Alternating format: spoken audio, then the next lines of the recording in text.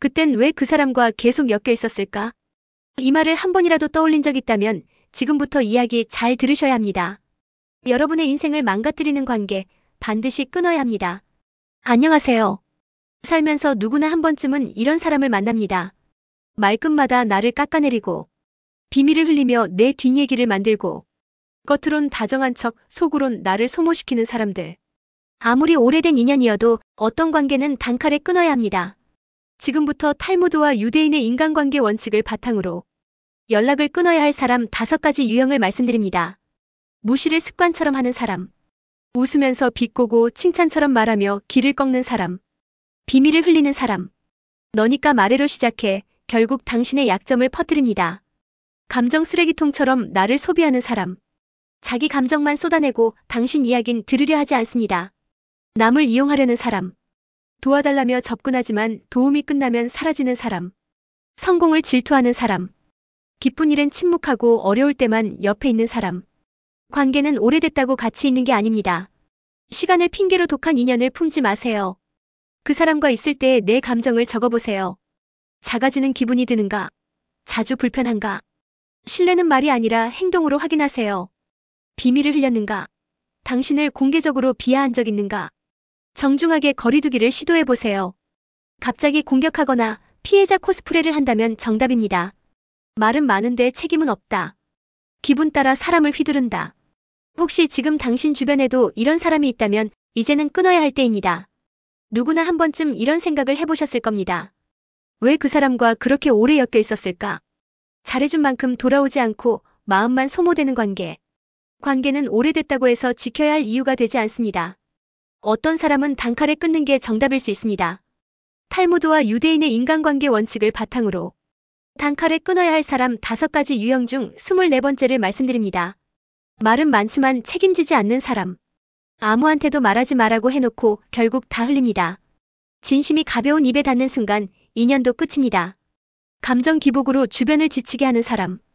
연락하고 싶은 날은 하루에도 몇 번, 기분 나쁘면 일방적으로 연락을 끊고 사과 없이 다시 나타납니다. 결국 당신은 그 사람 감정 관리자가 됩니다. 항상 피해자인 척하는 사람. 늘 세상이 자기 편이 아니라며 불행만 말합니다. 공감은 기대하면서 정작 바뀌려는 노력은 하지 않습니다. 말 많은 사람에게 비밀을 말하지 마세요. 결국 당신의 약점도 어딘가에서 회자될 겁니다. 감정 기복이 심한 사람에게 끌려가지 마세요. 당신의 하루가 그 사람의 기분에 좌우되고 있지 않나요? 항상 피해자인 척하는 사람은 멀리하세요. 도와줘도 고맙단 말 없고 바뀌는 것도 없습니다. 이 관계가 나를 살리는가, 소모시키는가? 그 기준 하나만으로도 정답은 보입니다. 언제나 내 편 같았던 그 사람, 정작 내가 힘들 땐 아무 말도 없었다면 당신도 지금 반드시 정리해야 할 관계 안에 있는 걸 수도 있습니다. 관계는 때로 기회지만 때로는 깊은 상처가 됩니다. 처음엔 위로 같았던 말들이 시간이 지나면 감정의 짐으로 바뀌고 처음엔 따뜻하던 사람이 어느 순간 나를 가장 외롭게 만들기도 하죠. 여러분도 혹시 지금 듣기만 하고 들어주는 관계만 하고 있다면 지금이 바로 관계를 점검할 시점입니다. 단칼에 끊어야 할 사람 5가지 유형. 그 마지막 4번과 5번을 이야기합니다. 항상 피해자인 척하는 사람. 늘 누군가에게 상처받았다고 말하면서 정작 본인은 아무도 공감하지 않습니다. 들어주는 당신만 지칩니다. 모두에게 잘 보이려는 사람. 갈등을 피하려고 중립을 가장하지만 실상은 어느 편에도 서지 않으려는 계산입니다. 결국 어떤 상황에도 책임지지 않습니다. 피해자 코스프레에 동조하지 마세요. 그들은 해결보다 반복을 원합니다. 모두에게 잘 보이려는 사람은 결국 당신의 편이 아닙니다. 중립이 아닌 회피일 수 있습니다. 이 사람과 함께하면 나는 편해지는가? 스스로에게 질문해보세요. 관계의 기준은 내 감정입니다. 인연은 소중하지만 모든 인연이 끝까지 지켜야 할 것은 아닙니다. 관계를 끊는 건 쉽지 않지만 더 이상 나를 지치게 만드는 관계라면 그건 인연이 아니라 소모일 수 있습니다. 여러분도 한 번쯤은 이런 사람과 엮였던 기억이 있을 겁니다. 말은 따뜻하지만 자꾸만 나를 작게 만드는 사람. 오래 알고 지냈지만 곁에 있으면 괜히 기운이 빠지는 사람. 지금도 그런 인연을 끌어안고 있다면 오늘 이 영상이 작은 결단의 계기가 될지도 모릅니다. 오늘 우리는 반드시 끊어야 할 사람 유형 5가지를 이야기했습니다. 습관적으로 무시하는 사람, 입이 가벼운 사람, 감정 기복으로 지치게 하는 사람, 항상 피해자인 척하는 사람. 모두에게 잘 보이려는 사람. 이들의 공통점은 겉으로는 괜찮아 보인다는 것. 하지만 그 친절은 당신을 위한 게 아닌 자기 중심의 전략일 수 있습니다. 지속적으로 나를 무너뜨리는 관계는 정리하세요.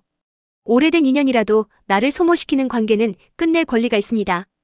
불편함을 외면하지 말고 처음부터 느꼈던 감정을 인정하세요.